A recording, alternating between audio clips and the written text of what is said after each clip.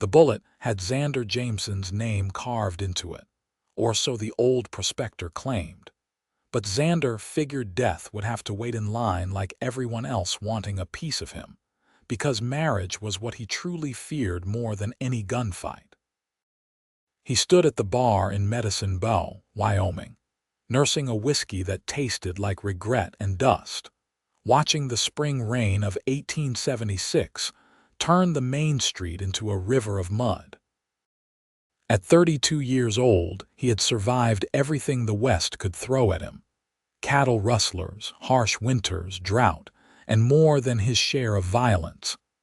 What he would not survive, he told himself for the 1,000th time, was the suffocating institution of marriage. "You are looking more sour than usual," said Thomas, the barkeep, wiping down glasses with a rag that had seen better days. "What is eating at you?" "Nothing I cannot handle with another drink," Xander replied, pushing his glass forward. He was a tall man, lean from hard work, with dark hair that always seemed to need cutting and gray eyes that had witnessed too much. His ranch sat 5 miles outside town, a decent spread of land that he had built from nothing over the past decade. He employed 6 men, ran 300 head of cattle, and answered to no one. That was precisely how he intended to keep things.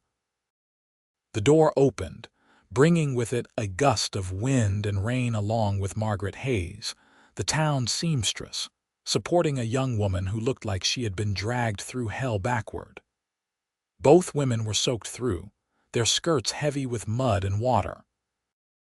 The stranger's face was pale, her lips almost blue from cold, and she was shaking so violently that her teeth chattered audibly even across the room. "Someone help," Margaret called out, struggling under the woman's weight.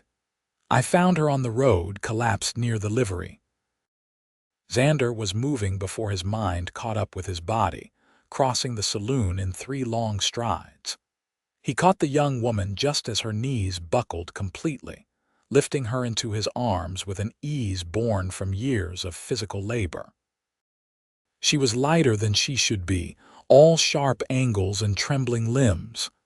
"Get Dr. Prout," he barked at one of the men standing nearby, then looked at Margaret. "What happened?" "I do not know," Margaret said, wringing her hands. "I was closing up shop when I heard someone crying. Found her in the alley beside the stable, sitting in the mud, completely drenched. She has not said a word." Xander carried the woman upstairs to one of the rooms above the saloon that served as occasional lodging for travelers. Thomas followed with blankets and towels, and Margaret hurried ahead to turn down the bed. They laid her down carefully, and Margaret immediately began working to remove the wet outer layers of clothing while Xander turned his back to preserve what modesty he could. "Her dress is torn," Margaret said quietly, "and she has bruises on her arms. Lord knows what this poor girl has been through." Dr. Prout arrived 15 minutes later, a portly man in his 50s with kind eyes behind wire-rimmed spectacles. He shooed everyone out except Margaret, and Xander found himself pacing the hallway like a caged animal, unsure why he felt so compelled to stay. He should return to his ranch. He had cattle to tend and accounts to review. Whatever this woman's story was, it was not his concern, yet he stayed. An hour passed before the doctor emerged, wiping his hands on a cloth. "She is suffering from exposure and exhaustion," he said. "No serious injuries beyond some bruising and scrapes. She is severely malnourished, though. I would wager she has not had a proper meal in weeks." Margaret is sitting with her now. She woke briefly but would not speak. "Did she say anything at all?" Xander asked. "Only one word, please." Then she started crying and could not stop. The doctor shook his head. "I have given her something to help her sleep. Rest is what she needs most now, along with food and safety. I will check on her tomorrow."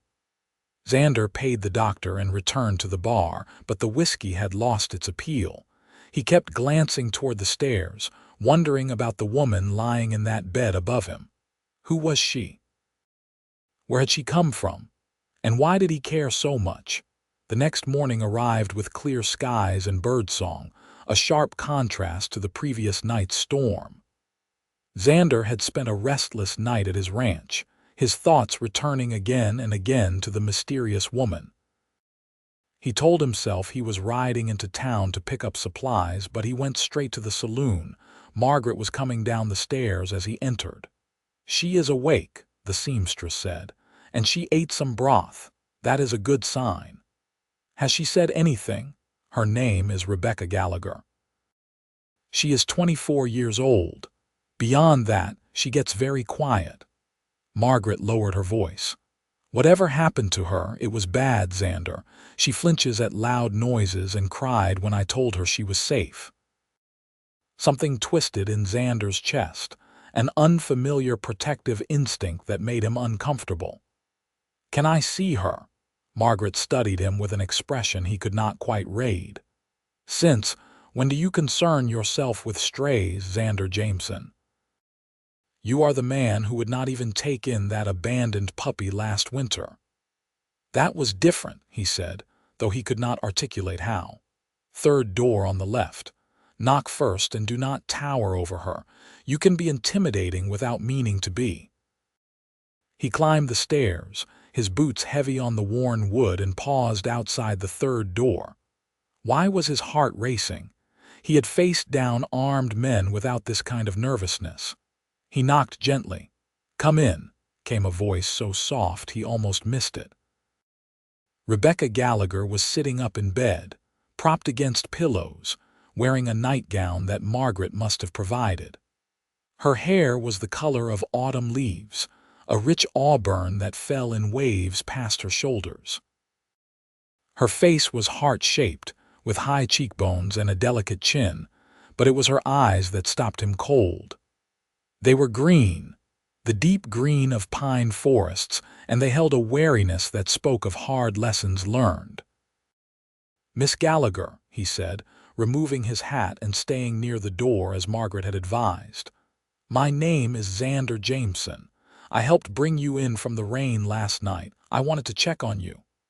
"That was kind of you," she said, her voice gaining a bit of strength. "Margaret told me I should thank you." "No thanks necessary. Anyone would have done the same." "That has not been my experience," she said, a note of bitterness creeping into her tone. She looked down at her hands, which were folded in her lap. "I am sorry to be such trouble. I will leave as soon as I am able." "Leave to where?"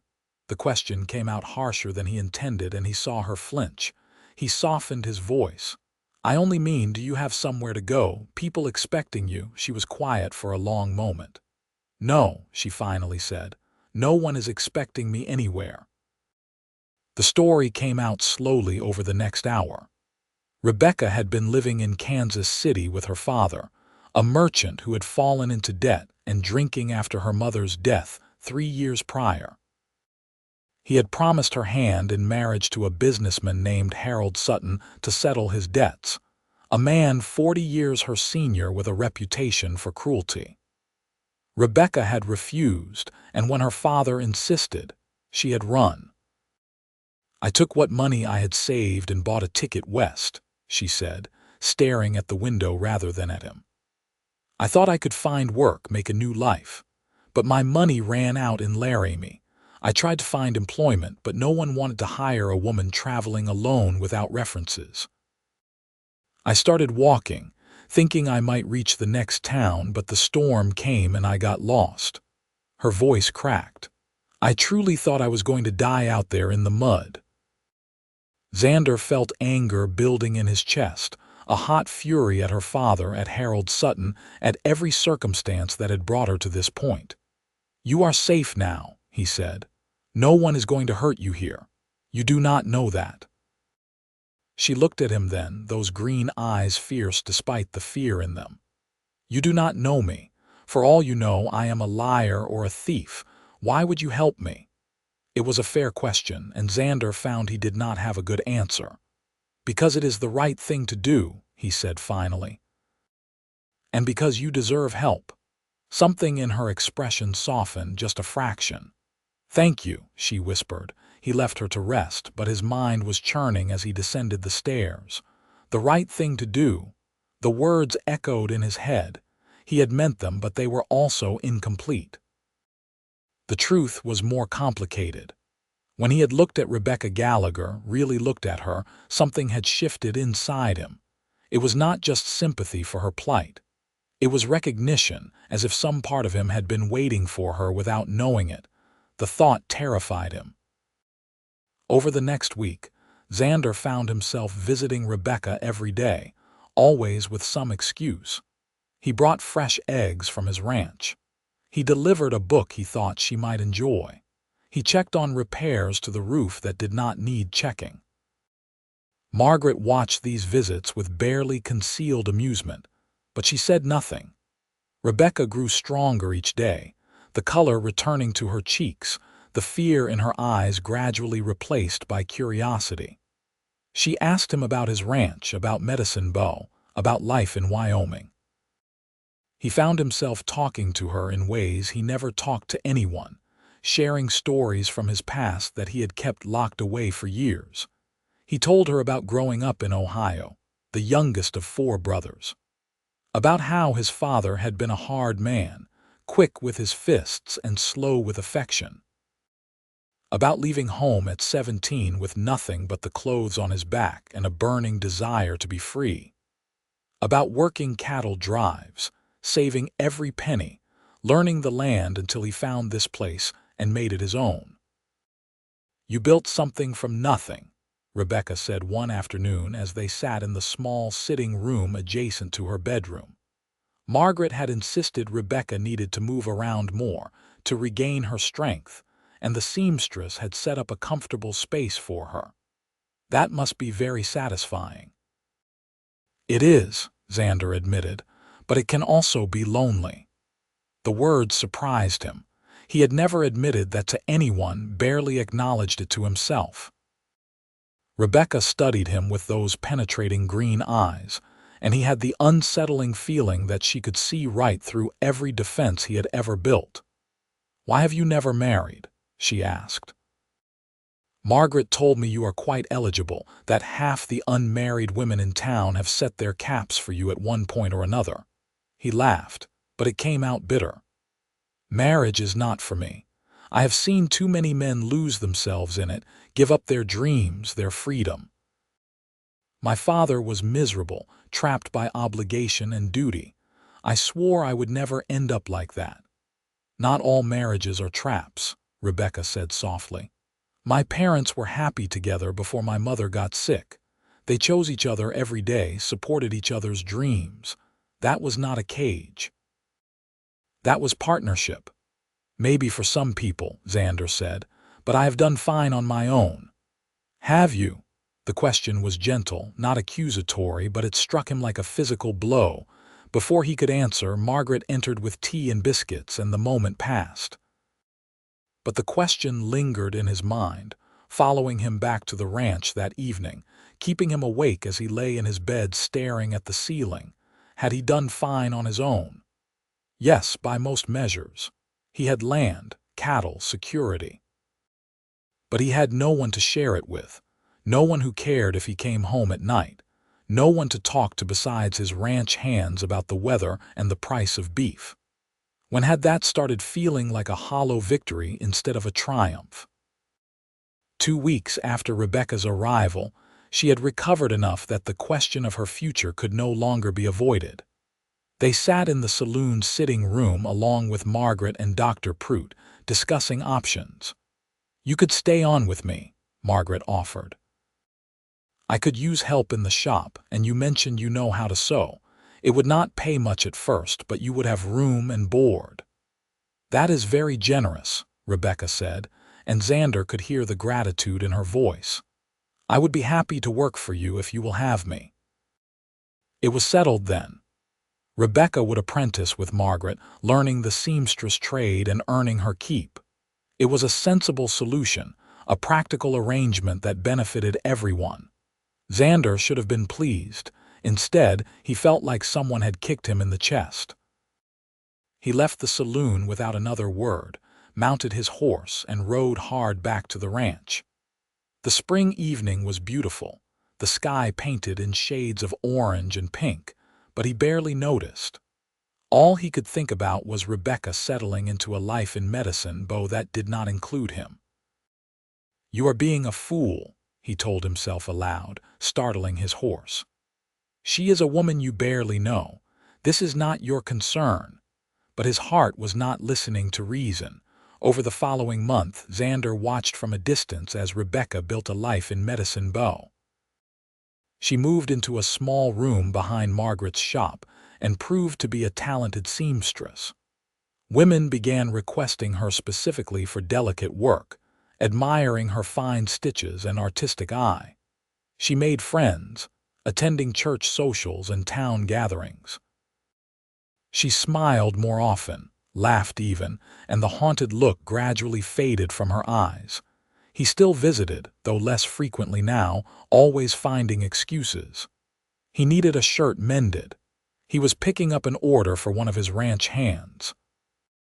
Each visit was carefully casual, but his eyes sought her out the moment he entered the shop, and his heart lifted when she smiled at him. "You are going to have to do something about this," his foreman, Paul, said one evening as they sat on the ranch house porch watching the sunset. Paul was a grizzled man in his 50s who had worked with Xander for 8 years and had earned the right to speak plainly. "Everyone in town can see you are sweet on her." "I do not know what you are talking about," Xander said, taking a long drink of coffee. "The hell you do not. You ride into town 3 times a week now instead of once. You spend an hour at the dress shop looking at ribbons like they are fascinating. You get this stupid look on your face whenever someone mentions her name." Paul shook his head. "For a smart man, you are being mighty dumb about this. Even if I felt something for her, which I am not saying I do, it does not matter. I have no intention of marrying." "Why not? You know why. I built this place to be free, to answer to no one. A wife would change everything." "And that terrifies you," Paul said, not unkindly. "I get it, Xander. Your old man was a bastard and you swore you would never be like him, but you are not him. And that girl is not going to wait around forever while you figure that out." "What do you mean?" "I mean young Joseph Turner has been calling on her, brought her flowers last week. Took her on a buggy ride Sunday after church." Paul watched Xander's face carefully. "He is a good man, steady, owns the feed store outright. He would treat her well." The coffee in Xander's mouth turned to ash. Joseph Turner was 26, handsome in a clean-cut way, with prospects and a reputation as a gentleman. He would be a sensible choice for Rebecca, a safe choice. The thought of her with Joseph, of her smiling at him the way she sometimes smiled at Xander, of her building a life with another man, was unbearable. "I need to think," Xander said abruptly, standing. "You need to act," Paul corrected. "Thinking is what got you into this mess." That night, Xander sat in his study with a bottle of whiskey, trying to make sense of the chaos in his head and heart. Everything he had believed about himself, about what he wanted from life, was being challenged by a woman with auburn hair and green eyes who had stumbled into his world by accident. He thought about his father, a man who had blamed his wife and children for every disappointment in his life, who had used marriage as an excuse for his own failures and cruelty. Xander had watched his mother grow smaller under that weight, had seen the light fade from her eyes year by year.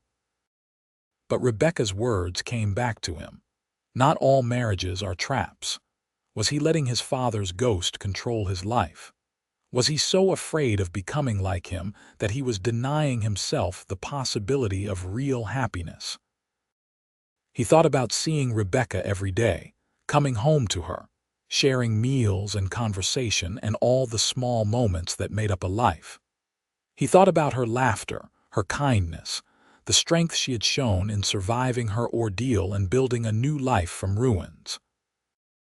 He thought about losing her to Joseph Turner or some other man who was not afraid of love. The whiskey bottle remained unopened. For the first time in his adult life, Xander wanted clarity, not oblivion. He rode into town the next morning, his heart hammering against his ribs. The dress shop was just opening when he arrived, and Margaret gave him a knowing look as she let him in. "She is in the back, working on Mrs. Henderson's dress," Margaret said. "And Xander, do not make a mess of this." He found Rebecca bent over a sewing table, her hair tied back with a blue ribbon, her face a picture of concentration as she worked tiny stitches into lace. The morning light through the window made her hair shine like copper. "Rebecca," he said, and she looked up, surprised. "Xander, I was not expecting you today. Do you need something mended?" "No." He stepped closer, twisting his hat in his hands. "I need to talk to you about something important." She set down her needle, giving him her full attention. "You look serious. Is something wrong, maybe? I do not know." He took a deep breath. "I heard Joseph Turner has been calling on you." A faint blush colored her cheeks. "He has been kind. We have taken a few walks together. Do you care for him?" I suppose I am still getting to know him. Why are you asking?" This was it. The moment where he either found courage or lost everything. "Because I am hoping you will not. Care for him, I mean. Because I realize I have been a coward and a fool, and I am asking you to give me a chance instead." Her eyes widened. "Xander, what are you saying?" "I am saying that, for weeks now, I have been telling myself, I do not want marriage, do not want to be tied down, do not want to give up my freedom. I have been so focused on what I did not want that I failed to see what was right in front of me." He moved closer, close enough to see the flecks of gold in her green eyes. "You changed everything, Rebecca. From the moment I carried you in from that storm, something shifted. At first I thought it was just concern, just wanting to help someone in trouble, but it is so much more than that." "What is it?" Her voice was barely a whisper. "It is waking up thinking about you. It is finding excuses to come to town just to see your face. It is feeling like the world is brighter when you smile and empty when you do not. It is realizing that what I thought was freedom was actually just loneliness, and what I thought was a trap might actually be the greatest adventure I could have." He reached out, gently taking her hand. "I am not good at this, Rebecca. I do not have pretty words or grand gestures. But I know that I cannot imagine my life without you in it anymore. I know that the thought of you with someone else makes me want to put my fist through a wall. And I know that I have never felt this way about anyone, and I am terrified, but I am more terrified of letting you go." Tears were streaming down her face now, but she was smiling. "Xander Jameson, are you asking me to court you? I am asking for much more than that if you will have me. I am asking you to marry me. I know it is fast. I know you might think I am crazy, but Rebecca, I have never been more certain of anything in my life. I love you." The words hung in the air between them, and he could hardly believe he had said them. 3 words he had never spoken to anyone, 3 words he had convinced himself he would never need to say. But they were true, truer than anything he had ever known. "You love me," she repeated, as if testing the words. "I love you," he confirmed. "I think I started loving you when you looked at me that first morning and asked why I would help you, like you could not imagine someone caring. I wanted to be the person who proved to you that you were worth caring about. I want to be that person for the rest of my life." Rebecca let out a sound that was half laugh, half sob. "I have been waiting for you to realize it. These weeks, watching you visit and talk and then leave, I thought I was going mad. Because I love you too, Xander. I have loved you almost from the beginning, when you sat with me for hours telling me stories to keep my mind off everything I had lost. When you brought me books because you remembered, I said, I like to read. When you looked at me like I was something precious instead of something broken." He pulled her into his arms then, holding her close, and she fit against him perfectly, like she had been made to be there. "Say you will marry me," he murmured against her hair. "Say you will come to the ranch and make it a home instead of just a place I sleep.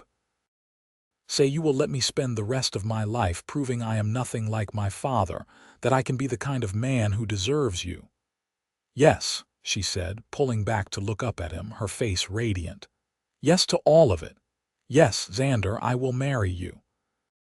He kissed her then, a gentle press of lips that held all the promise of forever, and the world fell away until there was only them, only this moment, only the certainty that everything had changed and changed for the better.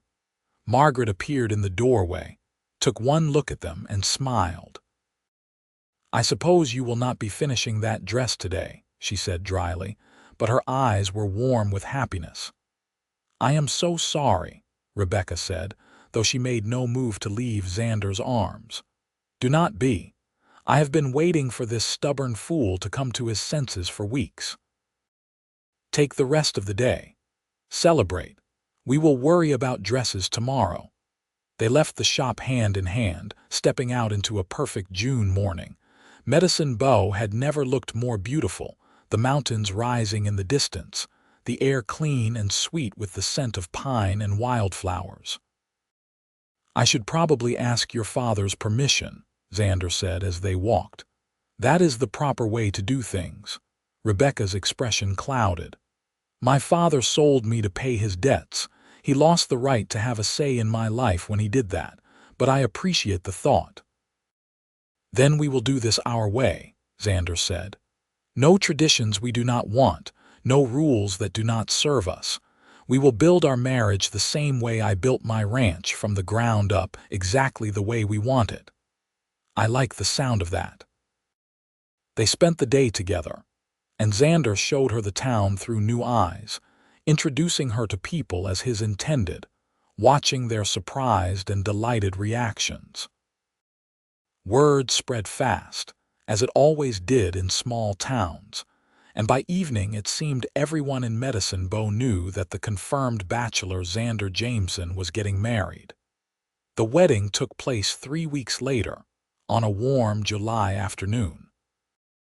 The ceremony was held outdoors on Xander's ranch, with the mountains providing a breathtaking backdrop. Half the town attended, curious to witness the impossible: Xander Jameson taking a bride. Rebecca wore a dress she had made herself, simple but elegant, the white fabric adorned with delicate embroidery. Margaret had helped with the veil, a gift from the seamstress who had become a dear friend. Rebecca's hands shook as she held a bouquet of wildflowers, but her voice was steady as she spoke her vows. Xander wore his best suit, feeling uncomfortable and awkward until he saw Rebecca walking toward him, and then nothing else mattered. He spoke his vows from the heart, promising to honor her, cherish her, and never take for granted the gift of her love. "I was a man who thought he wanted nothing but solitude," he said, his voice carrying across the gathered crowd. "But you showed me that what I really wanted was someone to share my life with. You are my partner, my love, my home, and I promise to spend every day of the rest of my life making you happy." When the preacher pronounced them husband and wife, Xander kissed Rebecca with enough passion to make some of the older ladies fan themselves, and he did not care one bit. This woman was his, and he was hers, and the whole world could know it. The reception was a joyful affair, with music and dancing and more food than seemed possible. Xander danced with his bride under the stars, holding her close as the fiddles played, feeling more content than he had ever thought possible. "Happy?" he asked, looking down at her upturned face. "Extraordinarily," she said. "Although I never imagined my life would turn out this way. 6 months ago I was running for my life. Now I am married to the most wonderful man I have ever met, in the most beautiful place I have ever seen. 6 months ago I was convinced I would die a bachelor. Now I cannot imagine a day without you." He kissed her forehead. Fate works in mysterious ways. Or perhaps it was just a storm in kindness, she said. Either way, I am grateful. Their first year of marriage was a time of adjustment and joy. Rebecca proved to be a natural ranch wife, taking to the rhythms of ranch life with enthusiasm. She learned to ride, to manage the household accounts, to work alongside the men during branding season. She planted a garden that became the envy of the county, and she transformed the ranch house from a sparse, utilitarian space into a real home, with curtains and rugs and small touches that made it warm and welcoming. But more than that, she transformed Xander. The hard edges that years of solitude had carved into him began to soften. He laughed more, smiled more, found himself looking forward to the end of each day when he could sit with his wife and talk about everything and nothing. They had their disagreements, of course. Rebecca had strong opinions and was not afraid to voice them, and Xander was stubborn and set in his ways. But they learned to argue fairly, to listen to each other, to find compromises that honored both their needs. "You know what I love most about our marriage?" Rebecca said one evening as they sat on the porch watching the sunset, a routine they had established early on. "What?" "That we chose each other. Not because of obligation or expectation or anything else, just because we wanted to. We choose each other every day." "Best choice I ever made," Xander said, pulling her close. The following spring brought news that Rebecca was expecting a child. Xander had never thought much about fatherhood, but the moment Rebecca told him, placing his hand on her still flat stomach and smiling through happy tears, he felt a surge of fierce protectiveness and love that took his breath away. "A baby," he said, wonder in his voice. "We are going to have a baby. Are you happy?" Rebecca asked, a hint of nervousness in her voice. "I know we have not talked much about children." "Happy does not begin to cover it," he said, kissing her deeply. "I am terrified and thrilled and so full of love I might burst. You are giving me a family, Rebecca, something I never thought I wanted but now cannot imagine living without." The pregnancy was not easy. Rebecca suffered from terrible sickness in the early months, and Xander hovered anxiously, feeling helpless in the face of her discomfort. Dr. Prout assured them it was normal, that she was strong and healthy, but Xander worried anyway. As her belly grew, so did his anticipation. He built a cradle from oak, sanding it until it was smooth as silk, carving small flowers into the headboard. He painted the spare room a soft yellow, hung curtains that Rebecca had sewn, and arranged the small clothes and blankets she had been making with loving care.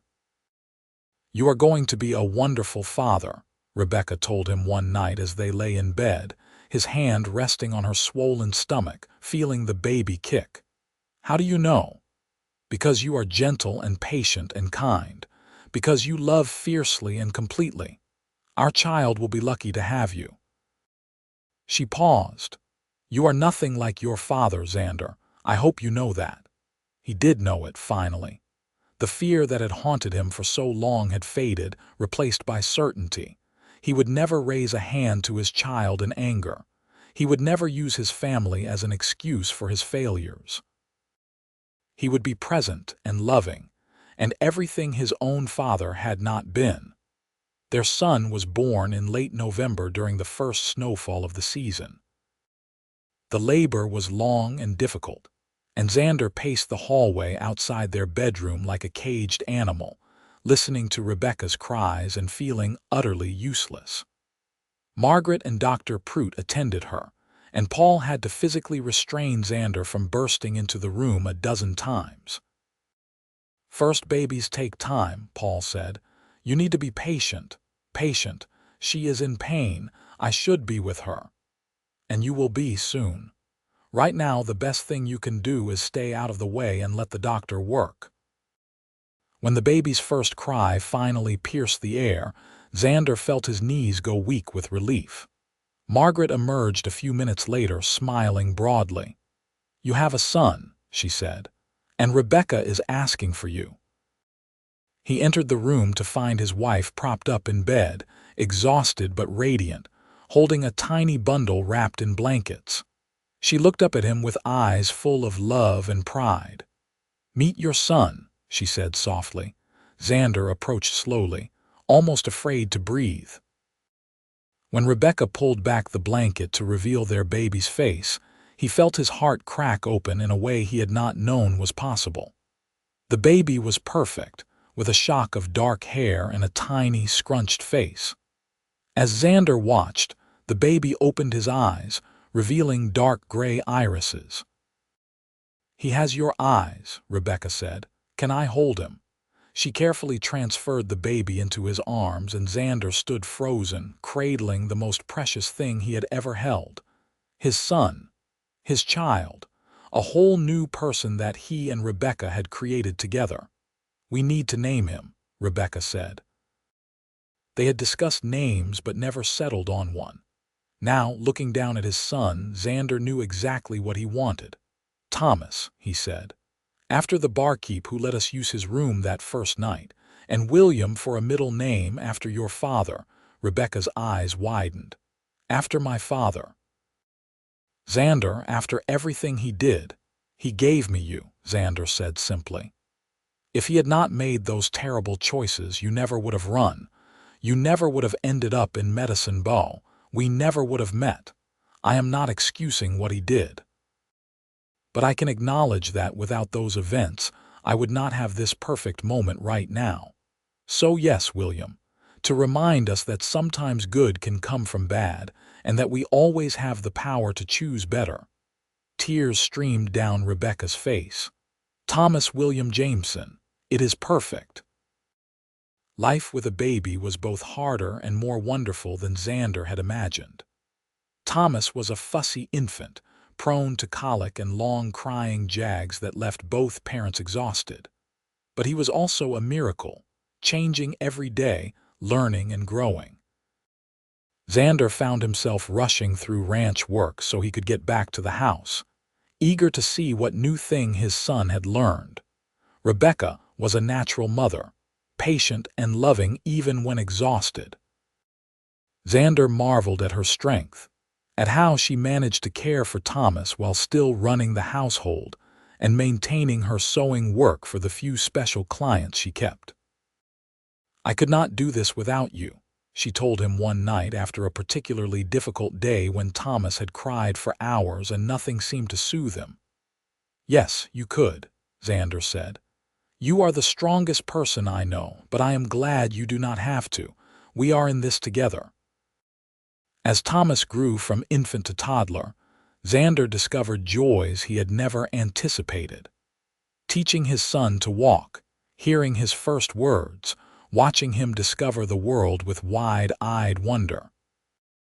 Thomas was curious and fearless, always getting into things he should not, keeping his parents on constant alert. "He is going to be a handful," Paul said one afternoon, watching 2-year-old Thomas try to climb onto a horse that was far too big for him. "He is going to be amazing," Xander corrected, scooping up his son before he could hurt himself. "Just like his mother." When Thomas was 3, Rebecca told Xander she was pregnant again. This time the news brought confidence along with joy. They knew what to expect now, felt prepared for the challenges ahead. "Another baby," Xander said, pulling her into his arms. "Our family is growing. Are you happy?" "I am everything beyond happy. I am complete."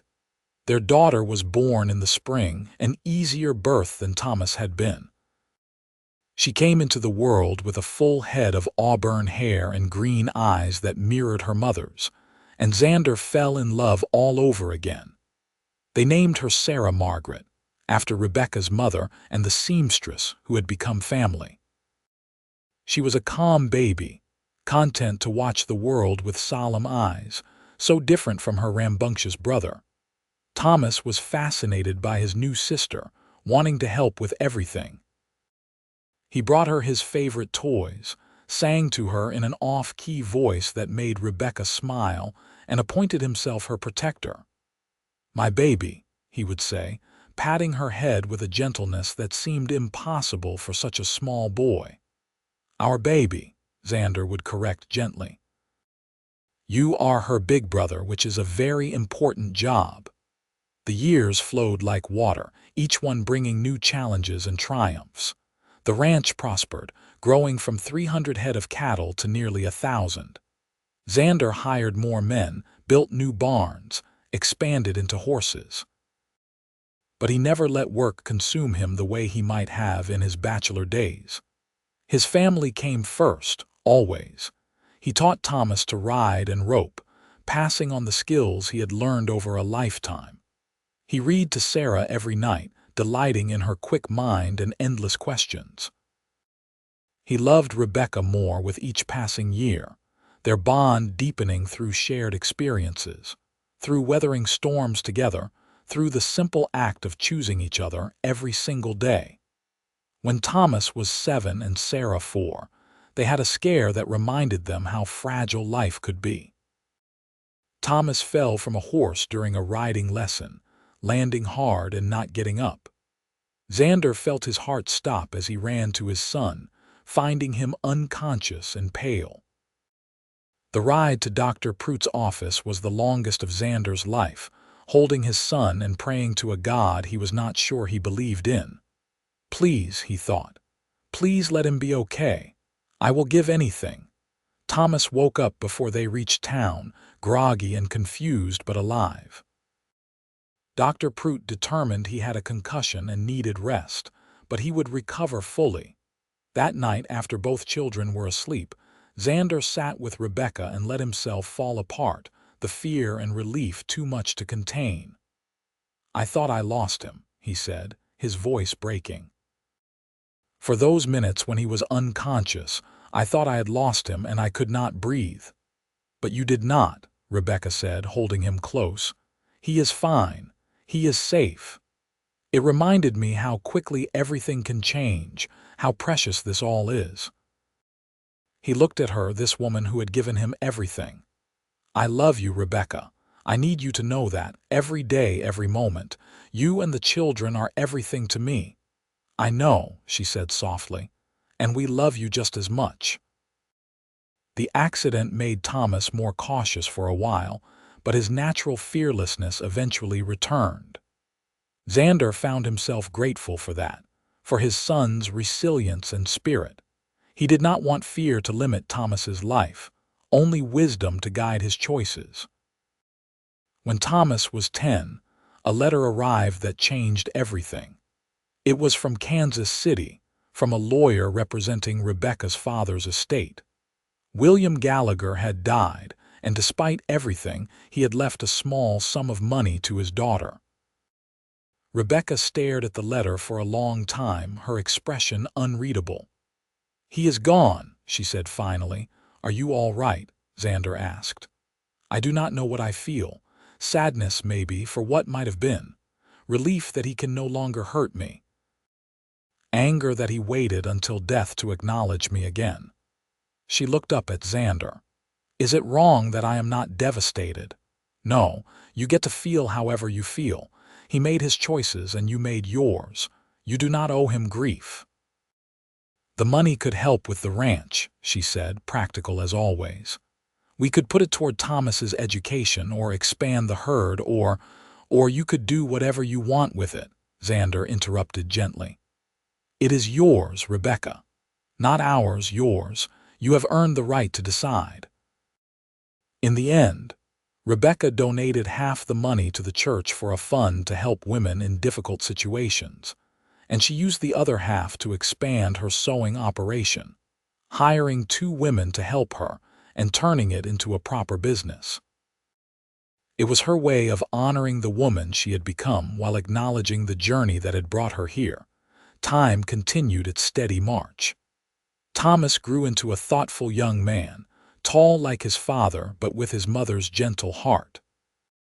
He was good with the cattle, skilled with horses, and beloved by the ranch hands for his fair treatment and quick wit.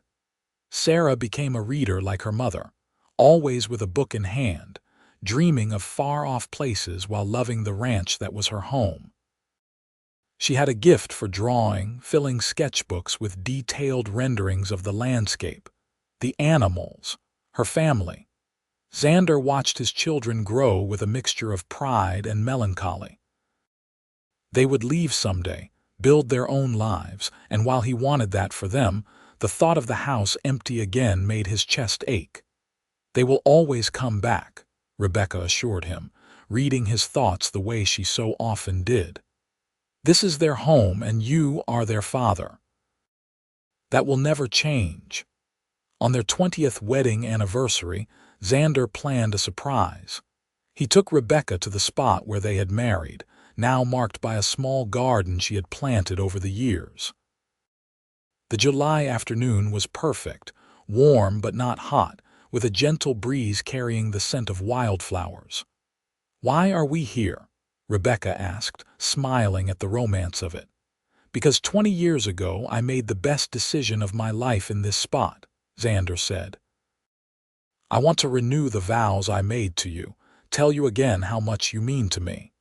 He took her hands, looking into eyes that had not changed in 2 decades, still the same deep green that had captured him from the beginning. "I was a man who thought he wanted nothing but independence," he said. "But you showed me that real freedom comes from choosing to love someone, from building a life together. These 20 years with you have been the happiest of my life. You gave me a home, a family, a purpose beyond just survival. You taught me how to love without fear, how to be vulnerable, how to be the man I always wanted to be. I love you more today than I did when we stood here 20 years ago, and I will love you more tomorrow than I do today. Thank you for choosing me, for staying with me, for building this beautiful life with me." Rebecca was crying, but she was smiling too. "I was a woman who thought she had lost everything," she said, "but you showed me that endings can become beginnings. You gave me safety and love and the freedom to become who I was meant to be. These 20 years have been a gift, Xander. You are a gift. I love you with everything I am, and I always will." They kissed as the sun began to set, painting the sky in shades of gold and crimson, and Xander felt the same surge of certainty he had felt 20 years ago. This was right. This was home. This was everything. The children had arranged a party back at the house, inviting half the town to celebrate with them. There was music and dancing and toasts that made both Xander and Rebecca laugh and cry. Paul gave a speech about watching Xander transform from a stubborn bachelor into a devoted family man, and Margaret shared the story of finding Rebecca in the storm and knowing somehow that she was meant for Xander. "To love," Thomas said, raising his glass in a toast. He was 18 now, a man grown, but in that moment Xander saw the little boy who had once brought toys to his baby sister. "May we all be lucky enough to find what my parents have." "To love," everyone echoed, and Xander pulled Rebecca close, grateful beyond words. The years that followed brought their own joys and sorrows. Paul retired, leaving the foreman position to Thomas, who proved more than capable of managing the ranch. Sarah surprised everyone by announcing she wanted to study art in Denver, a decision that terrified Xander but that Rebecca supported wholeheartedly. "She needs to follow her dreams," Rebecca said when Xander expressed his concerns, "just like we followed ours. What if something happens to her? What if the city is too much? Then she will come home and we will be here. But Xander, we have to let her try. We have to trust that we raised her to be strong and smart and capable." He knew she was right, but it did not make it easier to watch his daughter board the train for Denver. She was only 17, so young in his eyes, though Rebecca reminded him she had been even younger when she had run from Kansas City. "And look how that turned out," Rebecca said, squeezing his hand as the train pulled away. "Sometimes the scariest decisions lead to the best outcomes." Thomas married at 21, choosing a sweet girl named Emma from a neighboring ranch. The wedding was smaller than Xander and Rebecca's had been, but no less joyful. Watching his son exchange vows, Xander was struck by how much Thomas resembled him at that age, yet how different they were. Thomas had grown up knowing love and security. He had never doubted that marriage could be a good thing. "You did that," Rebecca whispered, as if reading his thoughts again. "You broke the cycle. You showed him what a good marriage looks like." A year later, Thomas and Emma gave them their first grandchild, a boy they named Xander Paul. Holding his grandson for the first time, Xander felt the same overwhelming love he had felt holding Thomas all those years ago, but tempered now with the wisdom of age. "He is perfect," he told Thomas, carefully cradling the baby. "You are going to be a wonderful father." "I hope I am half as good as you," Thomas said, and the simple sincerity of it made Xander's eyes burn with tears. Sarah returned from Denver 2 years later, having established herself as a talented artist with several commissions to her name. But she had missed home, missed the wide open spaces and the people she loved. She set up a studio on the ranch, creating paintings of Western life that began to attract attention from galleries across the country. "I needed to leave to appreciate what I had," she told Xander one evening as they sat on the porch, a tradition he had passed down to his children. "But I always knew I would come back. This is where my heart is." At 55, Xander found himself reflecting on the strange path his life had taken. If someone had told him at 32 that he would end up married with children and grandchildren, running a successful ranch with the love of his life by his side, he would have thought them insane. Yet here he was, and he had never been happier. Rebecca, at 47, was still as beautiful to him as she had been that first morning when he had walked into her room and been struck speechless. Her auburn hair now held threads of silver, and laugh lines crinkled at the corners of her eyes, but she was still the woman who had changed his entire world. "What are you thinking about?" she asked one night as they lay in bed, her head on his shoulder. "How lucky I am," he said simply. "How different my life could have been if you had not stumbled into Medicine Bow that night. Or if you had not helped me, if you had ignored that stranger in need." "Impossible," he said, kissing her forehead. "I think some part of me knew even then that you were going to be important, that you were going to change everything. Do you ever regret it? Giving up your bachelor freedom?" "Not for a single second. That was not freedom, Rebecca. That was just existing. You gave me a life worth living." They made love that night with the slow, familiar ease of long practice, and afterward, wrapped in each other's arms, Xander felt a contentment so complete it was almost frightening. Surely nothing this good could last forever, but it did last. Years continued to pile up, each one bringing new experiences. More grandchildren arrived, filling the ranch house with noise and laughter. Sarah married a kind man named Daniel, a writer who understood her artistic temperament. They had 2 daughters, both of whom inherited their mother's creative spirit. The ranch continued to thrive under Thomas's management, and Xander gradually stepped back, content to let his son run things while he enjoyed his retirement. He and Rebecca traveled a bit, seeing parts of the country they had only read about, but they always came home to Wyoming, to Medicine Bow, to the land that had brought them together. On their 40th wedding anniversary, surrounded by their children, grandchildren, and what seemed like the entire town of Medicine Bow, Xander stood to make a toast. 40 years ago," he said, his voice still strong despite his 72 years, "I thought I had my life figured out. I was going to live alone, answer to no one, and die a crusty old bachelor. Then a woman with green eyes and red hair showed up in a storm, and every certainty I had crumbled like dust. Everyone laughed, and he smiled at Rebecca, who was watching him with shining eyes. She taught me that love is not a trap but a gift, that vulnerability is not weakness but strength, that the best adventures are not the ones we take alone but the ones we share with someone who knows our heart. He raised his glass. To my wife, my partner, my love.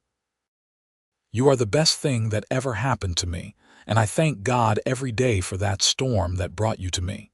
Here is to 40 more years. 40 more years, everyone echoed, though they all knew it was unlikely they would have that long, but they had time enough. Years of mornings waking up together, evenings on the porch, meals with family, quiet moments of contentment. They watched their grandchildren grow, celebrated births and marriages, mourned the losses of old friends like Margaret and Dr. Prout. Through it all, they held to each other, the love that had bloomed in the aftermath of a storm never fading but growing deeper, stronger, more resilient. When Xander was 79, his health began to fail. Dr. Preston, who had taken over for Prout, was honest about the prognosis. His heart was wearing out and there was little that could be done. How long? Xander asked, needing to know. Months, maybe a year if you are lucky. I am sorry. Xander was not afraid of death. He had lived a full life, far beyond what he had ever hoped for. But he worried about Rebecca, about leaving her alone. I am not afraid, he told her when he shared the news, but I cannot stand the thought of leaving you. You are not leaving me, she said, fierce despite her tears. Not really. You will always be with me, in our children, our grandchildren, in every corner of this ranch we built together. And when my time comes, you will be waiting for me. Until then, we make the most of what we have. And they did. Xander spent his remaining months surrounded by love. He told his children and grandchildren stories of the old days, passed on wisdom he had learned, made sure they knew how much they were loved. He sat on the porch with Rebecca every evening, watching the sunsets paint the Wyoming sky, holding her hand and thanking whatever force had brought them together. On a warm evening in late August, as the sun dipped below the mountains in a blaze of orange and gold, Xander Jameson took his last breath with his head in his wife's lap, his children gathered around him and a smile on his face. I love you, Rebecca whispered, tears streaming down her face. I will always love you. If he heard her, if he knew, he gave no sign. But she chose to believe he did, that his last thought was of her, just as his first thought every morning for nearly 50 years had been. The funeral was attended by hundreds. Xander had touched many lives, and the outpouring of love and respect was a testament to the man he had become. He was laid to rest on the ranch, in a spot he had chosen years before, overlooking the valley he had loved so much. Rebecca stood at his grave after everyone else had gone, her hand resting on the headstone that read, Xander Jameson, beloved husband, father, and friend. You changed my life, she said softly. I was lost and you found me. I was broken and you helped me heal. You showed me what love could be, what marriage could be, what family could be. Thank you for choosing me, my love. Thank you for 50 years of happiness. Wait for me. I will be with you again someday. She lived another 8 years, surrounded by family, active in the community, still creating with her needle and thread. She told stories about Xander to her great-grandchildren, keeping his memory alive, making sure they knew the man he had been. When her time came, it was peaceful. She went to sleep one night in the bed she had shared with Xander for 5 decades and simply did not wake up. Thomas found her the next morning, a slight smile on her face, her hand resting on Xander's pillow. They buried her beside him, and the headstone was simple. Rebecca Jameson, beloved wife, mother, and friend, together again. The ranch stayed in the family, passed down through generations, and the story of Xander and Rebecca became legend in Medicine Bow. the man who had never wanted to marry, and the woman who had arrived in a storm, finding love when neither had been looking for it. Visitors to the cemetery would sometimes stop at their graves, reading the inscriptions and wondering about the lives behind the names. And on quiet evenings, when the wind blew just right through the valley, some swore they could hear laughter on the porch of the old ranch house, the sound of two people who had found their forever in each other, proving that sometimes the best things in life are the ones we never knew we needed until they arrived and changed everything. Their great-great-grandchildren still run the ranch today, carrying on the traditions Xander and Rebecca established, keeping alive the legacy of love they built from nothing, a testament to the transformative power of opening your heart to another person, even when you are convinced you do not need anyone, even when you are certain you are better off alone.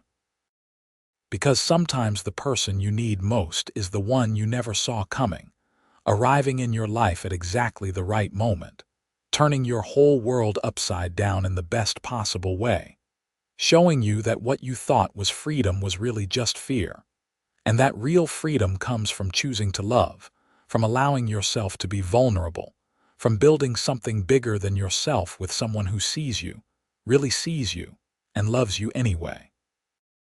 That is the legacy Xander and Rebecca left behind, not just in the land and the cattle and the buildings, but in the love that still echoes through the valley, reminding everyone who hears their story that it is never too late to change, never too late to open your heart, never too late to find the person who makes you realize that everything you thought you knew about yourself was wrong in the most wonderful way possible.